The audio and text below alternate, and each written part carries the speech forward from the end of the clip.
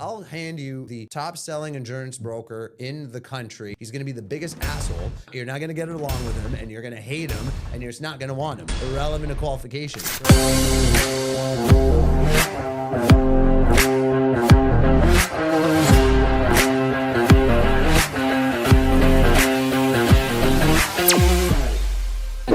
Let's back up here a second. So the things that I heard that a lot of people struggle with, and I hear it all the time, and I go to networking sessions all the time, and you hear all these things, are people think they have to have it right, or they have to have it perfect before they even start. All you did is hammer in a lawn sign, and it just started. Yeah, fuck it. Just do it and figure it out as you go. Right. And so what were some of the things that you had to, let's say, figure out as you went? Obviously, you didn't just sell a one-man detailing thing. So from the time you started, 4.5 years later, how many employees did you have? How did you figure out HR? How did you figure out systems and process? How did you make sure that every car was cleaned properly and the job was done good? How did you figure those things out as someone who didn't know what they were even going to do and then just threw up a lawn sign? Yes. So one of the biggest lessons from the book Built to Sell, which I embody every day in all my businesses now, is simplifying your business. If your business is very complicated and has a lot of things that it's selling and there's a lot of moving pieces, it's very hard to duplicate that and train someone on that. I can definitely agree with that. So I had a competitor, and I believe he's still around. He does something very similar. It's mobile detailing, but very high end. He's the guy you take for him. He's the best in the city. You take for him a Ferrari. He'll charge you $1,500, and he will take out every micro scratch in that car.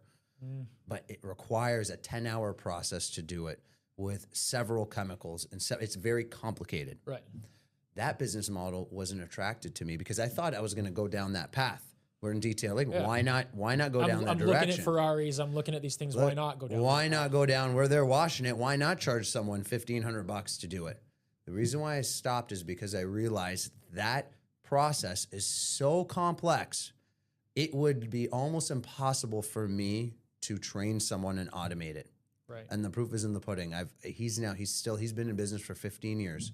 He's the only employee in his company. He may have some assistants, but he touches every car. Correct. Because it is, and anyone who knows how to touch the car the same way he does, they just go start their own business. Correct. So to me, I was like, this isn't a sellable asset. Right. You can make a ton of money, but it's not a sellable asset. So then I said, well, how about we focus? Let's simplify it. Simplify as lesson number one, simplify your business. I said, okay, same market, but let's now focus on just the convenience. We come to them, we wash their car, we dry their car, we vacuum their car, we wipe down their car, and we're on our way out. Right. By making it simpler, very easy to teach. Hey, we're going to go back to the video in just a few seconds, but if you are a business owner and you are struggling with either recruitment, interviewing, hiring, retention, onboarding, I want you to go to cpgincorporated.com. You will be able to find our contact and our phone number right there that gets right to us. You'll be able to speak with someone right away to see if we can help you at CPG Recruitment. Like, comment, subscribe. Let's get back to the video. With instead of having, his shop has hundreds of chemicals. This chemical is specifically this. This chemical is specifically this. I had 3 chemicals: soap, degreaser, and interior cleaner. Right. That's it. You use the soap for the outside. You use the degreaser for your rims and tires and grease, and then you use the interior cleaner for the interior. Interior, done. Here's the bottle. Here's your brush. Here's your vacuum. See you later. Simple. Right. So simplifying the business, having a much smaller menu. It's kind of like when you go to a restaurant. Yeah. You have the one that gives you one page and a nice, simple, clean menu. You make a decision fast. Correct. Versus the one that go to a Vietnamese place and it's like a fucking novel. Yeah. You're going to have 400 options, and then you always just end up getting the same thing every single time because you don't want to read for a half hour, right? It's try training people in a restaurant on 50 different options versus here. Yeah. These are 3 appetizers. These are our main courses. This is what it is. Right. You are going to become a professional waiter at teaching our customers what's the best thing to get. Right. Very easy. Much easier to train. Yeah. Part of automating your business is you have to automate and train your people. Right. So why are you going to make it harder on yourself by having a very complex menu, a complex way of doing service? So simplifying that is step one to actually training. Whereas most businesses, They leave a complex system and they say, no one understands my system, and they screw it all up and they blame the people for not understanding it. When meanwhile, in my opinion, it's your fault for making such a complex mechanism that you need to simplify it. Right. Simplify it, divide it up, break it up, that everyone just has to know the basics so that way they could deliver. Right. And that was the core of it. So we had things in the detailing business where I split up the roles. I said, okay, your role is to do all the wiping down and interior, all the plastics and the glass. The other person's role was a two-man team. Your job was vacuuming and seats. So we'd start on one end of each car, driver's side, passenger side, and then they would circle around each other and pass. One person's doing the vacuuming and the seats as they go this way, and then the other person's doing the plastics and the glass as they go that way. By the time they do their loop, every area of the car is taken care of. Nice and simple. And how you come up with a process, you asked me a question of how do you come up with that process? Yeah. You have to do it yourself, and you have to do it yourself many times. Right. And depending on the line of work you're in, specifically for me, my measurement was time. I could charge. How many cars can I get done? How many cars can I get done in time without jeopardizing quality? Right. So the very first car I ever detailed was 3 hours, and I was like, "Holy shit!" I'm like, "I can't 3 hours to take care of a car. Something's not right with that." Mm-hmm. People say, "Oh, the more time you spend on the car, the more quality you're going to give." Sure. Incorrect. There's ways you could be more efficient. Right. Right. So I was looking for, in that specific business, and even now in the recruitment business, the same thing: measurement and time. How quick can we get the job done without jeopardizing quality? Right. So I'm looking for efficiencies. So the first year was me. I did hundreds of cars. We averaged about 1,000 vehicles a year. And Wow. that's a lot. It's a lot. So I did 1,000 cars in my first year, but from the first one being 3 hours, eventually by the time I sold the business, we were averaging 45 minutes to 1 hour. Okay. Okay. Less is more, and it gets things done. Just simple business. Right. We get caught up with like the intricate details of the how, when the outcome is just, as long as we simplify it for our employees and we simplify our systems, we simplify it for our customers. Very easy. It follows the same principle, applies to every aspect of the business. You want to sell, much like going to that restaurant. If you have a very complex menu, how do you pick one? Right. But because of a complex menu, how do you train people? And because of a complex menu, it's like how much material you need to order for that complex menu. Right. Right. The most brilliant restaurants have a very simple menu, and most ingredients are pretty well in almost all of them. They're just flavored a little bit differently to then execute. So you're running low on inventory. You're running a simple recipe. You're running a simple menu that could train all the people to sell it. Right. It's the same principles can be applied to insurance. It's the same thing. And I guess maybe that's a big lesson that I learned. I got this from, not just reading this book that I referenced, but I've got this also from learning it. When you start looking at other industries, you'll be amazed to see what you could apply to your own business. So for example, I benchmarked off of hairstylists and barbers and people that worked in a spa. When you go to a spa, you just want to feel like you're a king. Mm-hmm. Take care of you, the hot towel, the treatment, here's a little treat, have some tea, have whatever. I said, even in that detailing business and in the business that we do today, recruitment business, is how can I make that customer feel just a little bit special? So in the detailing business, we left a note. And when we were done the job, we wrote down on the note, "Thank you so much for having the car." We made it a process because when we go to meet them, we'd ask them how their day is going and maybe a specific question like, "What'd you get up to this morning?" or "What are you doing tomorrow?" And they say, "Oh, I'm taking out the kids for whatever." What caused you to want to get your car clean, right? Find something else. So at the end, we'd say, "Hope you have a great day and good luck in your meeting this afternoon.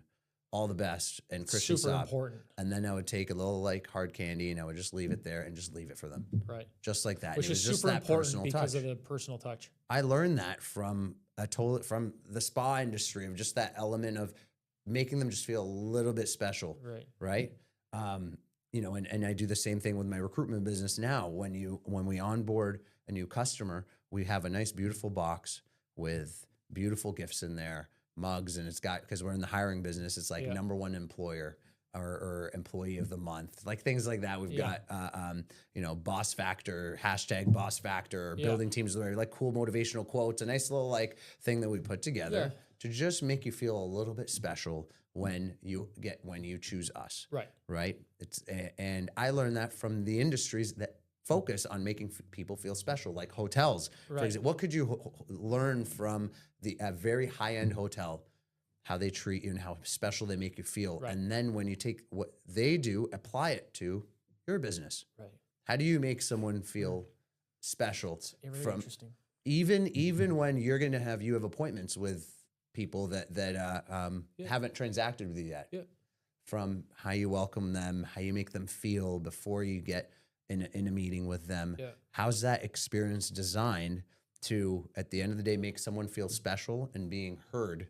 I would imagine in your business is very important, that I believe would directly affect how they do business with you. And then after they do business with you, how else can you make them feel special some more to then trigger referrals for them to say, this was the best experience of my life? Most people, when they go to a restaurant, they focus, if you could give them a bad plate, but you give them the best experience, they'll forgive you on the bad food. Let's say my pizza was a little dry, but man, the waiter we had was fantastic. Yeah. He got me a new pizza. He made me feel fantastic. The experience outweighs the good food. You could give me great food, but make me wait an hour for it. I'm going to be pissed off eating the meal and then I'm leaving. Right. Right? Okay, so let's digress a little bit then, and let's come back to CPG. Yes. So sell your car business, detailing business. Yep. What made you get into the recruitment business? So 70% of my customers in the detailing business were business owners that I would meet and for washing their cars. And I was very fixated on trying to learn on where, like, I want to find my next business. I knew the detailing business was just a 5-year time frame. So every time I'd meet a business owner, I wanted to learn about their business, but I also wanted to learn about their biggest headaches in their business. And when I'd ask a simple question of what's the biggest headache in your business, in your industry, 9 times out of 10, people. People was the answer everywhere I went. If I met a business owner in any city in the country, no matter what size of the company that they have, people was their biggest headache every single day, whether they couldn't find good people or when they find good people, how do they train their people or their turnover or their retention, or people screw things up and then lawsuits are happening because of people errors and mistakes and expenses, et cetera. It all came down to that.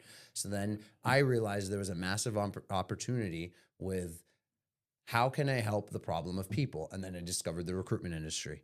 And I said, you know what? The biggest problem companies have isn't onboarding and training people. It's actually finding people that they truly see themselves fitting in with and actually working together. There is like the biggest.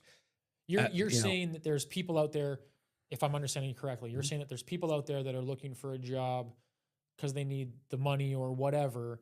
They might not be the right person for that job, but there might be a job out there that they actually want to be a part of that company and actually help that company grow, not just because it's money. You got the problem on both sides, the job seeker and the employer. The job seeker is very reactive, especially one that's unemployed, is just looking for anything, which then ends up getting them to sign up for jobs that really just don't align with them out of pure desperation and survival, that they don't end up lasting in those jobs. That if they took a minute, and literally just a minute, this process will not delay them from getting their next job. If they just took an extra minute to actually be more proactive with, okay, instead of me just applying everywhere, why don't I be strategic on where I apply to positions I actually want to have? If you actually focus on that, you increase your probability of having a successful job, and the process of actually not getting a job, eliminating the word job, and actually starting your career because you're intentional with it. Okay.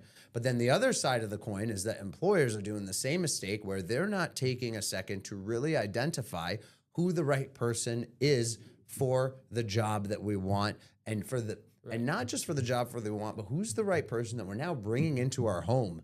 We're now bringing into our business. It's now part of the team. And culture is a big thing. Culture is a big thing. And we get in the topic of culture.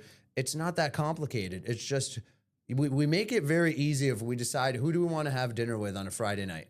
We know how to narrow it down. There's people in your life you'll never have dinner with, but there's people in your life you're going to be texting them the moment we get off this podcast. Hey, are we meeting up tonight? Like, you have those people, and that's your own culture. That's your own way of deciding whether I want this person in my life or not. We naturally have that instinct, but for some reason we forget about that instinct when it comes to work, because now we're just so focused on qualifications that we throw it out the door. Great, I'll get you the top selling. I'll hand you the top selling insurance broker in the country. I'll headhunt him from another business, bring him in, and you're gonna be like, wow, this guy's a sharpshooter. He's gonna bring us so much revenue. He's gonna bring us so many policies that's gonna be closed. He's gonna be the biggest asshole, and you're not gonna get along with him, and you're gonna hate him, and you're just not gonna want him, irrelevant to qualifications. to me, it's that there's a balance to it. Much like when we go for dinner, I know, like for me, I've gotten to the point when we go out for dinner, my wife and I, like, we're not going for a $5 dinner and we're not eating ramen noodles. Like, we're going to places, as much as we're now in our life, we're working hard. We're going to places that, we'll go to a Vito's, for example, one of my favorite restaurants. And I know my bill's going to be $300-400. I'm not going to invite a kid that's 21 years old who I really, really like and that works in my company to a dinner that I know they're going to be spending $200 because I know they don't have it. That's the qualification side, right? Right. We've been in those scenarios. You can kind of relate to it. Yeah. Much like I don't want to get invited to a $10,000 dinner. I got friends of mine that do it. I'm not there yet. Yeah. So that's the qualification that we naturally have already when we choose who are we inviting to this party? Who are we, like, we do it already. Yeah. We qualify people and we also see who we get along with, and it has to balance. Both have to balance, but we forget all about it when we're choosing to build our teams. Right. And as a job seeker, like if I'm interviewing, for some reason, we forget all about that, of us really getting to know the person in front of us, of me deciding, do I want to work for this guy? Right. You know what I mean? Like asking those questions. He's going to pay me, but do I actually want to work for this person? To me, that is the foundation where that is where all turnover and unhappy people at work, all of that stems to that simple factor of the human element has been taken out of, do we actually want to enjoy working together, and do we actually qualify to work together? Right. If both parties just focus on that and are open and transparent on it, great, we can get the job done. And that's what I remind all my customers about. When I go in and I design an interview strategy, I would say that's the differentiator. Like a lot of people, they'll see us, okay, a recruitment company, they automatically think, oh, we're just going to find candidates everywhere. That's why you come to us. It's finding candidates all over the place and increasing the number of applicants. That's how they measure recruitment companies. Yeah. I could care less about increasing the number of applicants. I just filled a position with one applicant, only one applicant. The applicant was interviewed and was hired. It has nothing to do with recruitment companies. They focus on applicants. What I focus on is consulting with my clients and telling them we have to hyper-focus on the interview process. That is what's God. Right. Okay? And I'm happy to give this out. So our interview process must be a 4-stage interview process. We have to lengthen the interview process. We've always heard the cliche statement of hire slow, fire fast. Okay, well, let me define hire slow. This is how. Right. Irrelevant of the number of applicants. That's just a bonus if you have so many of them. But it doesn't have to matter how many applicants you have. What makes our company very successful as a recruitment company is we pay so much attention to detail to the interview process and that 4th stage, because those stages, the way we design it, is a filter to get me the result being the right person that's qualified for the job and a cultural fit. Right. So this is the 4-stage interview process.